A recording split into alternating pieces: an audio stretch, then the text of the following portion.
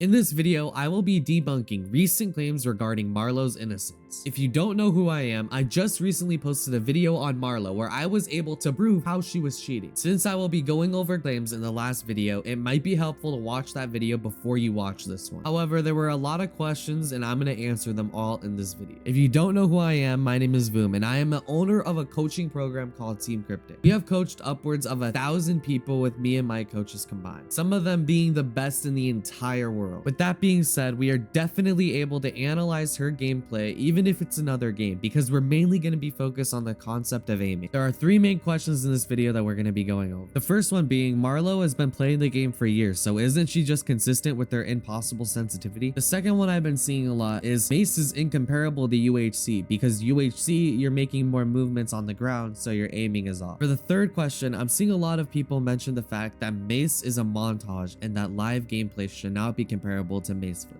Marlo's sensitivity is definitely playable. However, I don't believe for it to be that consistent and that smooth at her level of play. And you're able to see that in the live footage under the hacking is bad video. When you are playing on a sensitivity that is so unbearably fast, you're losing all form of control and you're mainly focusing on flicks and speed. A lot of people brought up a player called Hayode. Look how flicky he is when he plays Valorant on a very fast sensitivity. It's definitely possible, but it's way more inconsistent, and also you're going for speed. This isn't just luck of the draw, and it's more according to science. In order for you to control your mouse, you have to tense up, and to a point that's not going to be doable on a fast sensitivity due to the range of motion of your wrist. You're going to be making a lot more overflicks when you tense up, as well as inconsistent choppy movements, which you should not be seeing at a high level such as Marlo. Now let's look at the actual gameplay we were able to see. During the Mace footage, she is able to click at the center of mass of every single target without fail, no matter what, without making any inconsistent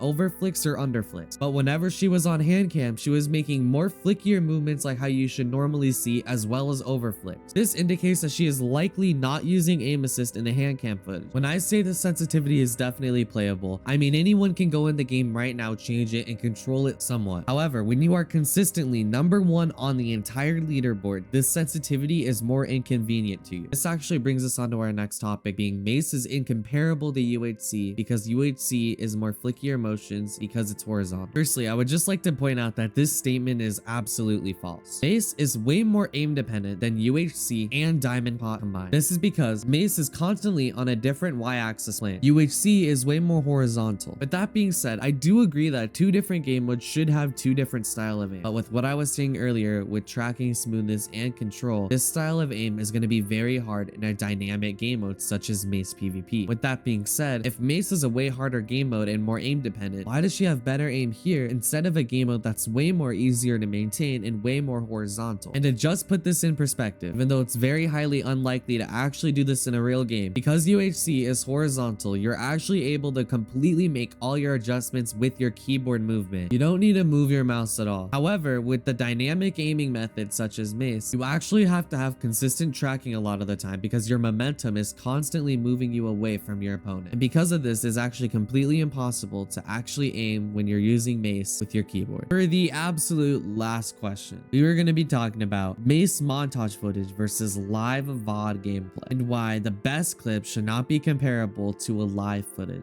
Firstly, Marlo is the best Minecraft player in the entire world. In the Mace footage, she is going against people who are 100 times better than the people in the UHC footage. I agree with the fact, and I even mentioned this in my video, that montage footage is her best moments. It isn't going to be just normal live gameplay. However, if she is not able to replicate a single time in her live footage anything close to the aim she had against better players in a harder kit, this is just completely inconsistent. The people in the Diamond Pot and UHC video are her close friends, as well as people who peaked tier 1 3 years prior to that. In her dynamic footage, she is able to consistently track perfectly to the center of mass of every single target, even when the people are so much better than the people she was fighting in her legitimate gameplay. But if we move on to the other side of that, when she has a hand cam on and she's trying to prove her innocence, she is much more flicky and cannot replicate the aim she had against these better players, as well as the fact as she is going against way easier people that peaked tier 1 3 years before that. In order for Marlo to be hiding this information from us for so long, she has to already be a very skilled player, much like Space UK from Geometry Dash. I'm not here saying Marlo isn't a good player and her sensitivity is not controllable. However, it is controllable, just not at the length she's doing it.